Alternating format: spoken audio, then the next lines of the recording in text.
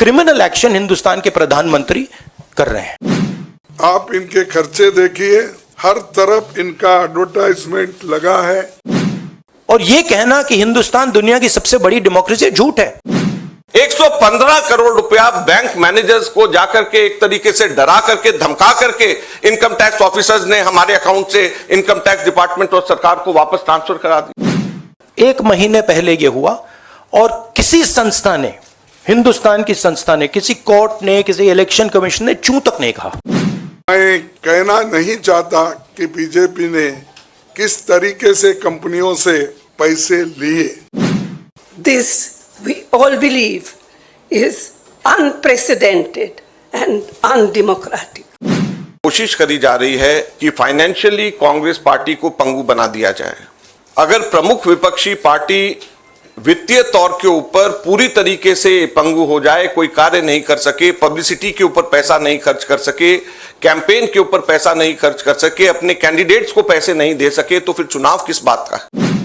30 साल पुराना, 31 साल पुराना असेसमेंट ईयर का हिसाब निकाल करके हमारे खाते फ्रीज करे जा रहे हैं ताकि हम लोग चुनाव ही ना लड़ पाए। हर पॉलिटिकल पार्टी इनकम टैक्स से एग्जेम्प्टेड होती है। कभी किसी ने भी पेनल्टी इस तरीके से नहीं दिया, तो कांग्रेस पार्टी को अकेले क्यों चुना जा रहा है?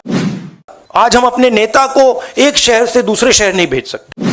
This is not freezing of the Congress parties bank accounts, this is the freezing of Indian democracy. अगर वो फ्री एंड फेयर इलेक्शन चाहते हैं तो हमारी पार्टी को बगैर किसी रोक टोक से बैंक अकाउंट्स का इस्तेमाल करने दे।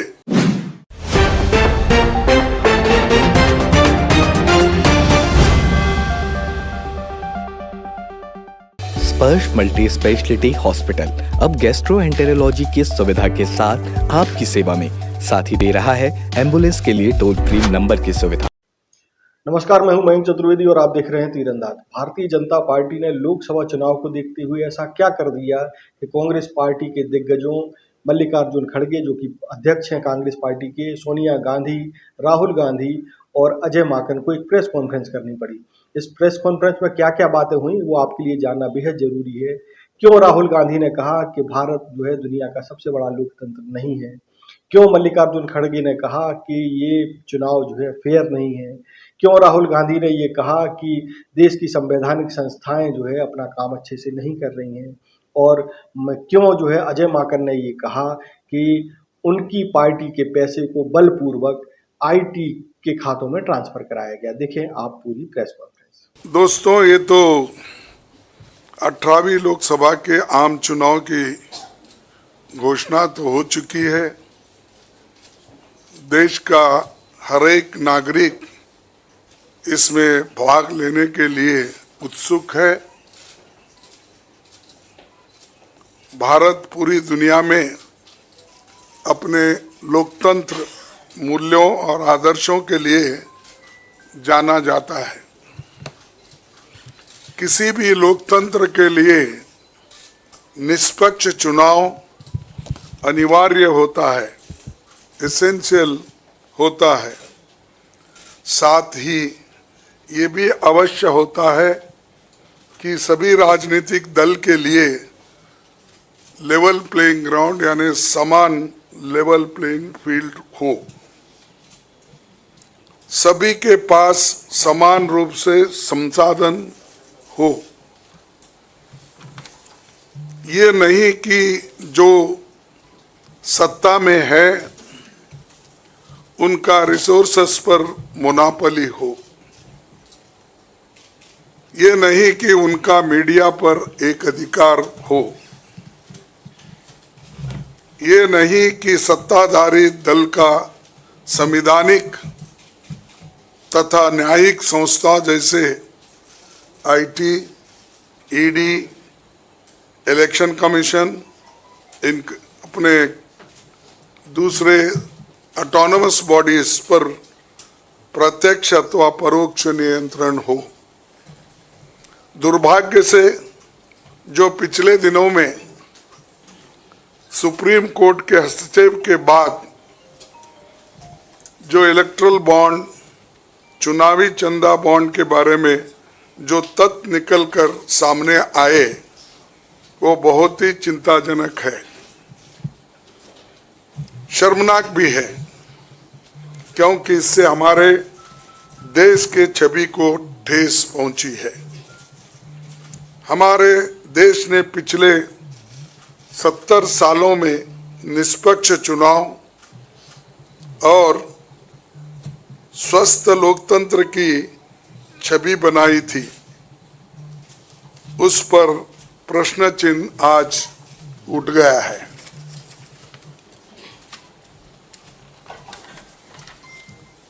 सुप्रीम कोर्ट ने जिस चुनावी चंदा बॉन्ड को इलीगल और अनकॉन्स्टिट्यूशनल कहा, उस स्कीम के तहत मौजूदा सत्ताधारी दल ने हजारों करोड़ रुपए से ज्यादा अपने अकाउंट में भर लिया है और दूसरी तरफ साजिशन मुख्य विपक्षी दल का बैंक अकाउंट फ्रीज कर दिया गया है ताकि हम पैसों के अभाव में बराबरी से चुनाव ना लड़े और ना लड़ पाए। ये सत्ताधारी दल द्वारा एक खतरनाक खेल है।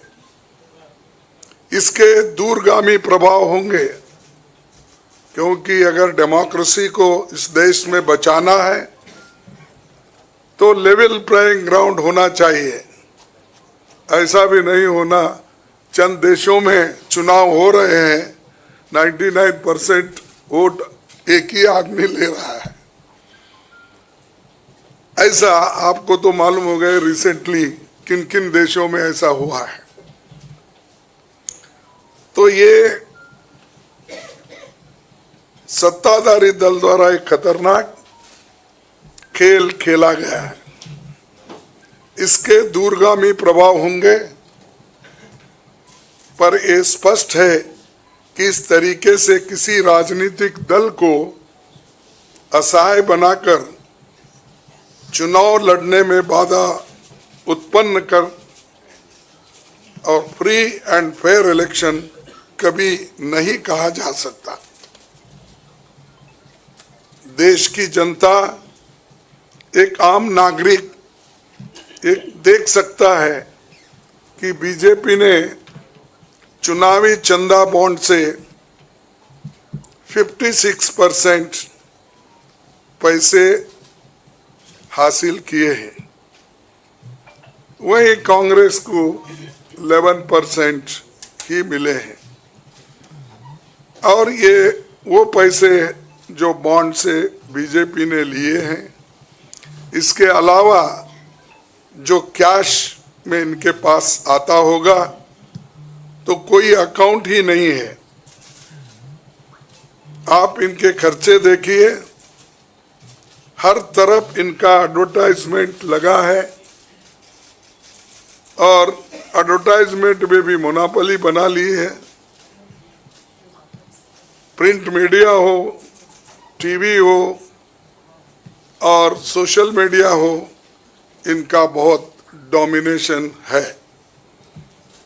लेकिन इतने पैसे एक पार्टी जमा कर सकती है, हिंदुस्तान के 70 साल के डेमोक्रेटिक व्यवस्था में ऐसा कोई नहीं किया। ये पहली बार ये सरकार अनेक ढंग से पैसे आज उठा रही है और इनके 5 स्टार ऑफिसेस से बड़े बड़े हर जगह आप देखिए, और 4-4, 5-5 फ्लाइट एक मीटिंग को जाते हैं और उनके पीछे और 2-4 जाते हैं।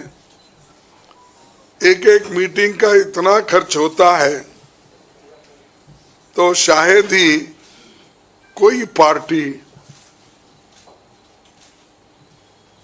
अपोजिशन पार्टी उसका 10% भी नहीं कर सकती मुकाबला। मैं कहना नहीं चाहता कि बीजेपी ने किस तरीके से कंपनियों से पैसे लिए, क्योंकि सुप्रीम कोर्ट तथ्यों की जांच कर रही है। हमें उम्मीद है कि सच्चाई बहुत जल्द हम सब के सामने आएगी।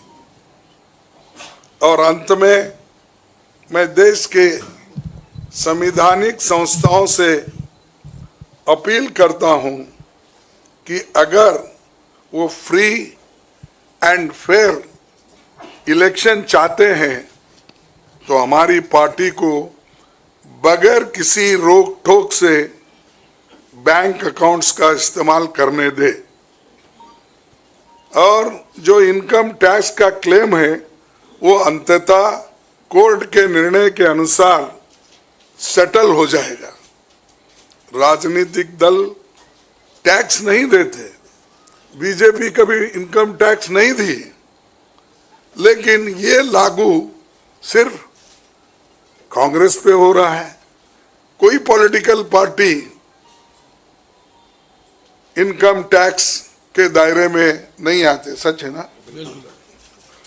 सेटल हो जाए। राजनीतिक दल नहीं आते, बीजेपी ने कभी नहीं दिया अकाउंट। इसके बाद भी अगर हमसे ये मांगा जा रहा है तो हम न्यायालय के अंतिम निर्णय का इंतजार कर रहे हैं, क्योंकि हम चाहते हैं कम से कम न्यायालय तो इस बात को देखे, कानून को देखे, रूल ऑफ लॉ और गवर्नेंस जो संविधान के तहत होता है उसके तरफ तो ध्यान दे दो, क्योंकि आज वो हुकूमत में है, कल दूसरी पार्टी आएगी। लेकिन हमको ये लेवल प्लेइंग ग्राउंड जो हमने पहले से बनाया था, नेहरू जी से लेकर हम 89 और बाकी के लोग भी, जब इवन वाजपेयी थे उस वक्त भी ऐसा नहीं था। लेकिन यहाँ ये 18वीं लोकसभा का चुनाव जो हो रहा है, इसमें हम सब देख रहे हैं, ये कुचल रहे हैं, सप्रेस कर रहे हैं, और हमको चुनाव लड़ने के स्थिति में वो नहीं छोड़ना चाहते हैं, और पैसे को तंग तबाह करके वो एक तरफा इलेक्शन कर लेना चाहते हैं। लेकिन लोग भी होशियार है, इसको जानते हैं, और लेवल प्लेइंग फील्ड बने रहने के लिए ये उनके जो बाधक है, और जो हमारे अकाउंट्स फ्रीज किए हैं वो तत्काल उसका रिलीज होना चाहिए। और हमको चुनाव में डेमोक्रेसी और संविधान को बचाने के लिए लेवल प्लेइंग ग्राउंड होना चाहिए। धन्यवाद। Well, the issue we are taking up today is extremely serious, as Congress President has just mentioned. This issue affects not just the Indian National Congress, it impacts our democracy itself most fundamentally. A systematic effort is underway by the Prime Minister to cripple the Indian National Congress financially. Funds collected from the public are being frozen, and money from our accounts is being taken away forcibly. However, even under these most challenging circumstances, we are doing our very best to maintain the effectiveness of our election campaign. On the one hand, there is the electoral bond issue mentioned by Congress President Kharge, which has been declared unconstitutional by the Supreme Court. The electoral bonds have benefited, as everyone knows, the BJP hugely, massively. On the other hand, the finances of the principal opposition party, the Indian National Congress, are under a determined assault. This, we all believe, is unprecedented and undemocratic. Thank you. तो जैसा कि आपने सुना कि मल्लिकार्जुन खड़गे ने क्या आरोप लगाए, सोनिया गांधी क्या आरोप लगा रही हैं, हम आपको इस पूरी प्रेस कॉन्फ्रेंस को आगे भी दिखाते हैं कि किस तरीके से अजय माकन ने इस पूरे प्रकरण को विस्तार से समझाया और राहुल गांधी ने क्या कहा। लेकिन उसके पहले लेते हैं छोटा सा ब्रेक। खुश है तो फिर खुशी मना ले, छोटा बड़ा केक मंगा ले, संगम में मिलता है बढ़िया केक, संगम में मिलता है बढ़िया केक। आप सब लोगों का बहुत बहुत स्वागत है। अभी हमारे कांग्रेस अध्यक्ष और पूर्व अध्यक्षा ने आप लोगों को बताया कि लोकतंत्र के ऊपर किस प्रकार का खतरा मंडरा रहा है, किस प्रकार से कांग्रेस पार्टी के बैंक खातों के ऊपर हमला हुआ और ये कोशिश करी जा रही है कि फाइनेंशियली कांग्रेस पार्टी को पंगु बना दिया जाए। ये केवल कांग्रेस पार्टी के खातों पे नरेंद्र मोदी सरकार का हमला नहीं है, बल्कि भारत के लोकतंत्र पे हमला है। अगर प्रमुख विपक्षी पार्टी वित्तीय तौर के ऊपर पूरी तरीके से पंगु हो जाए, कोई कार्य नहीं कर सके, पब्लिसिटी के ऊपर पैसा नहीं खर्च कर सके, कैंपेन के ऊपर पैसा नहीं खर्च कर सके, अपने कैंडिडेट्स को पैसे नहीं दे सके, तो फिर चुनाव किस बात का है। और चुनाव की घोषणा हो चुकी है। पिछले एक महीने से हमारे अपने बैंक अकाउंट्स में पड़े हुए 285 करोड़ रुपए का हम इस्तेमाल नहीं कर पा रहे हैं। हम लोगों को पब्लिसिटी के लिए अखबारों के अंदर स्लॉट्स बुक करने, हम लोगों को पब्लिसिटी के लिए इलेक्ट्रॉनिक मीडिया के अंदर स्लॉट्स बुक करने, हमको सोशल मीडिया के अंदर इस्तेमाल करना है, हमको पोस्टर छपवाने हैं, हमको पैम्फलेट छपवाने। अगर हम लोग वो काम भी नहीं कर सकते तो किस प्रकार से लोकतंत्र जिंदा रहेगा और कैसा लोकतंत्र है ये। मैंने पिछले सप्ताह आप सब लोगों के सम्मुख मोतीलाल वोरा जी के समय 2017-18 के एक केस को लेकर के इनकम टैक्स डिपार्टमेंट ने 2017-18 के बेसिस के ऊपर 7 साल बाद में जाकर के हमारे बैंक के खाते अब जाकर के फ्रीज करे हैं, उसकी जानकारी दी। मैंने कहा कि ये 7 साल पुराने कैसे फ्रीज किए जा सकते हैं और टाइमिंग इसका कैसा है। लेकिन मुझे अभी बहुत दुख के साथ कहना पड़ रहा है कि पिछले हफ्ते ये नोटिस हम लोगों के पास में आया है, इसकी कॉपी आप सब लोगों को मिल गई है, आप सब लोगों के आगे ही आप जरा देखिए। ये सीताराम केसरी जी के जमाने का नोटिस हमें पिछले हफ्ते आया। आप सोचिए, सीताराम केसरी जी के जमाने का 1994-95 की असेसमेंट ईयर का नोटिस अब हमारे पास में आया और इसको लेकर के भी आगे आने वाले समय के अंदर फिर से बैंक को फ्रीज करने का और डिमांड लगाने की ये कवायद शुरू होगी। तो ये कौन सा लोकतंत्र है। अगर इसी रफ्तार से जाएंगे तो महात्मा गांधी के समय पे जमनालाल बजाज जब ट्रेजरर हुआ करते थे, उस टाइम पे भी कोई चीज निकाल करके अब इस वक्त इस चुनाव से पहले हमारे अकाउंट्स को फ्रीज किया जाएगा। तो ये किस चीज का लोकतंत्र है। 30 साल पुराना, 31 साल पुराना असेसमेंट ईयर का हिसाब निकाल करके हमारे खाते फ्रीज करे जा रहे हैं ताकि हम लोग चुनाव ही ना लड़ पाए। हम लोगों के पास में मुख्यतः 3 बातें हैं कहने की। हर पॉलिटिकल पार्टी इनकम टैक्स से एग्जेम्प्टेड होती है। कभी किसी ने भी पेनल्टी इस तरीके से नहीं दिया, तो कांग्रेस पार्टी को अकेले क्यों चुना जा रहा है। दूसरा, इसकी टाइमिंग देखिए। 2017-18 का मोतीलाल वोरा जी के टाइम का और 1994-95 का सीताराम केसरी जी का समय, और केवल 1 महीना पहले चुनाव के घोषणा होने से पहले यह काम शुरू किया जाता है।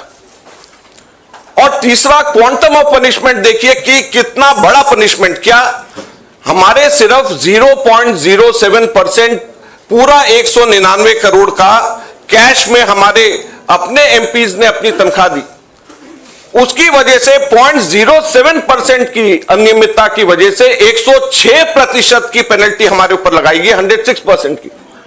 कितना 0.07% की अनियमितता की वजह से 106% की पेनल्टी हम लोगों के ऊपर लगाई गई है। ये क्वांटम है। हम लोगों ने मात्र 30 दिन लेट हम लोगों ने अपने अकाउंट सबमिट करे। ये इनकम टैक्स एक्ट मेरे पास में है, इसका सेक्शन 234F ये कहता है कि सिर्फ 10,000 रुपए की मैक्सिमम पेनल्टी ली जा सकती है अगर कोई व्यक्ति लेट अपना, कोई भी ऑर्गेनाइजेशन या व्यक्ति कोई भी लेट अपना इनकम टैक्स सबमिट करे, केवल 10,000 रुपए। और हमारे ऊपर 210 करोड़ रुपए का 210.25 करोड़ का 210.25 करोड़ का लियन मार्क कर दिया गया। 10,000 की सिर्फ पेनल्टी, सिर्फ 0.07% का हमारा टोटल अकाउंट में से कैश के अंदर लिया गया। ये कहां का न्याय? 115 करोड़ रुपए फोर्सफुली हमारे बैंक अकाउंट से इनकम टैक्स ऑफिसर्स ने बैंक मैनेजर्स के पास में जाकर के सरकार को ट्रांसफर करा दिया गया। वो अब हमारे पास में नहीं है। 115 करोड़ रुपया बैंक मैनेजर्स को जाकर के एक तरीके से डरा करके, धमका करके इनकम टैक्स ऑफिसर्स ने हमारे अकाउंट से इनकम टैक्स डिपार्टमेंट और सरकार को वापस ट्रांसफर करा दिया। मैंने बताया जैसे पिछले 5 हफ्ते से 1 महीने से भी ज्यादा हम अपने पैसे जो हमारे वर्कर्स ने इकट्ठे करे हैं वो हम इसका उसका इस्तेमाल नहीं कर पा रहे हैं। ये कहां की डेमोक्रेसी है? ये कहां का लोकतंत्र रह गया? तो इसलिए हम आपसे कहना चाहते हैं, ये केवल हम लोग तो अपनी लड़ाई लड़ेंगे, लेकिन ये आप लोगों की भी लड़ाई, मीडिया की भी लड़ाई है, देश की जनता की लड़ाई है। अगर आप इसके अंदर हमारे को समर्थन नहीं करेंगे तो लोकतंत्र जिंदा नहीं रहेगा, ना आप रहेंगे ना हम रहेंगे। धन्यवाद।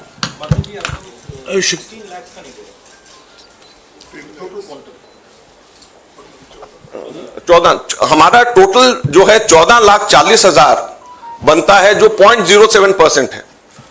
तो सिर्फ 14,40,000 जो हमारा 0.07% है, उसकी वजह से हमारे को ऊपर 210 करोड़ रुपए से भी अधिक का हमारे ऊपर लियन मार्क करके हमारी पेनल्टी लगाई गई है। तो आप सोचिए 14,40,000 के बदले 210 करोड़ रुपए की पेनल्टी हमारे ऊपर लगाई गई है। ये कहां का लोकतंत्र है? आखिर में अभी राहुल जी आपको संबोधित करेंगे।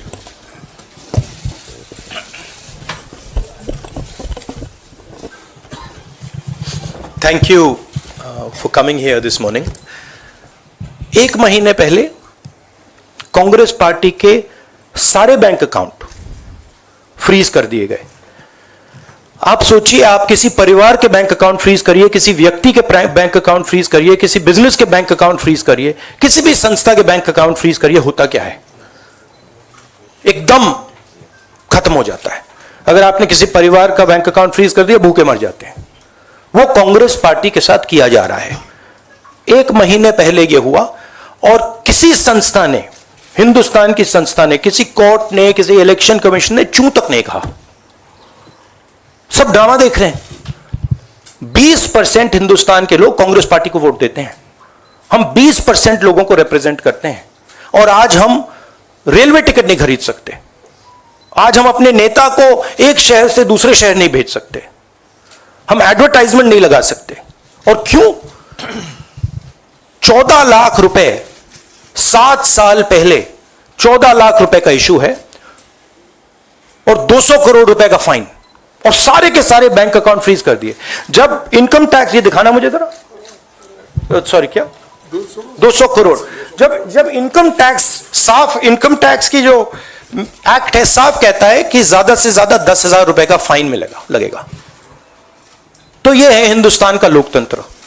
यह क्रिमिनल एक्शन है कांग्रेस पार्टी के खिलाफ और हिंदुस्तान के लोकतंत्र के खिलाफ, और यह क्रिमिनल एक्शन हिंदुस्तान के प्रधानमंत्री कर रहे हैं। मेरी विनती है कि जो हिंदुस्तान के इंस्टीट्यूशंस हैं, जो वो अपने आप को हिंदुस्तान के इंस्टीट्यूशंस मानते हैं, डेमोक्रेसी को प्रोटेक्ट करते हैं, लोकतंत्र को प्रोटेक्ट करते हैं, हिंदुस्तान के कोर्ट्स हो, हिंदुस्तान का इलेक्शन कमीशन हो, वो इसके बारे में कुछ करें। और यह कहना कि हिंदुस्तान दुनिया की सबसे बड़ी डेमोक्रेसी, झूठ है। यहां कोई डेमोक्रेसी नहीं है। बिगेस्ट ऑपोजिशन पार्टी का आपने बैंक अकाउंट बंद कर दिया और 1 महीने कोई कुछ नहीं बोल रहा है। केसरी जी के टाइम से नोटिस आया है। तो अजीब सी सिचुएशन है। सब लोग देख रहे हैं और हर संस्था मतलब का रोल है इसमें। कोर्ट्स का रोल है, इलेक्शन कमीशन का रोल है, धन्यवाद। शुक्रिया राहुल जी। साथियों, कांग्रेस अध्यक्ष जी, सोनिया जी, राहुल जी ने और दूसरी जरूरी बैठक से निकलकर यहाँ आए हैं आपको संबोधित करने के लिए। उनको उस बैठक में वापस लौट जाना है। आपके सवाल हमारे कोषाध्यक्ष विस्तार से जवाब देंगे। मैं कांग्रेस अध्यक्ष सोनिया जी और राहुल जी को शुक्रिया अदा करता हूँ। शुक्रिया।